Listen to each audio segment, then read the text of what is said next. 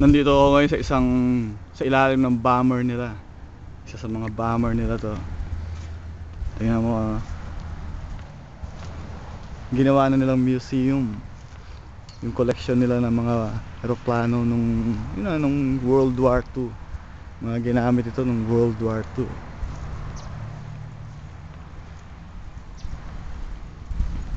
Ayan. Ito yung mga cargo plane nila. Ayan pa oh.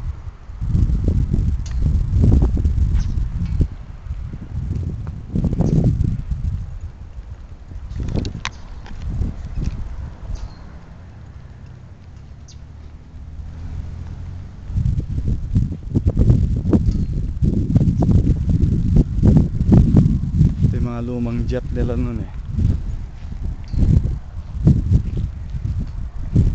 Tapos sa bandalong dami pa din. Tingnan natin kung maikot natin ito na hindi maubusan ng battery. Medyo naglo-low part na eh. Tapos ito, daming napatay na hinulog na bomba ito. Nakikita nyo yung marking nya.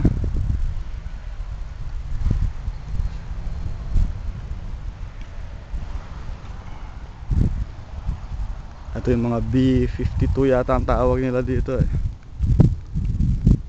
Yung nasa likod na laki oh.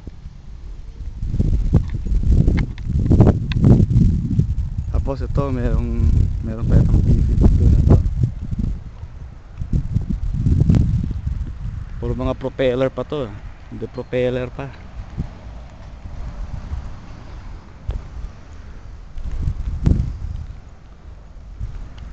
Tapos ito anak ko, tingnan mo yung aeroplano nilang isang to. Oh, laki. Ang laki niyan. Ito. Lalo na to, mas malaki.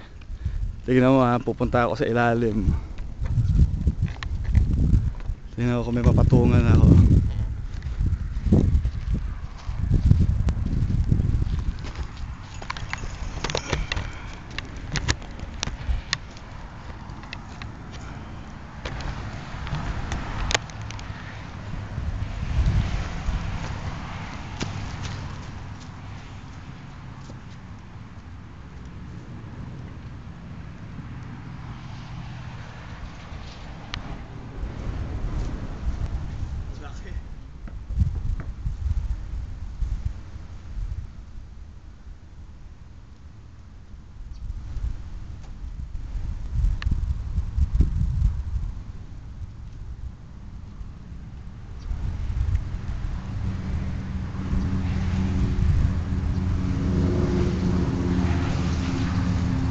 Laki.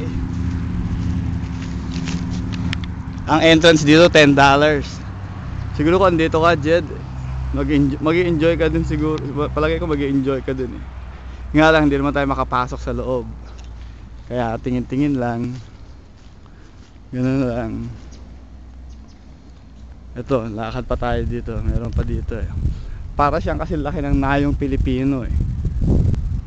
Lalakarin mo lang. Ito, may isa pa rito.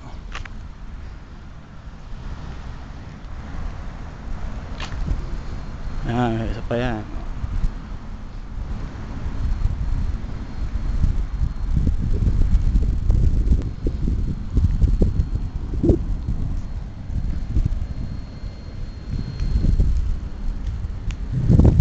Tapos ito pa. Muna siguro ito, parang Canada sabi nila eh. Sulat. Ito mga jet na to, mga sinaunang jet.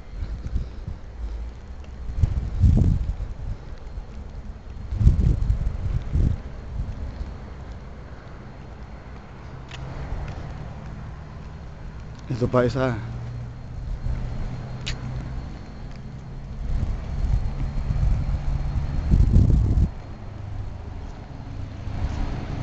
Papakuha din ako dito para meron naman akong souvenir.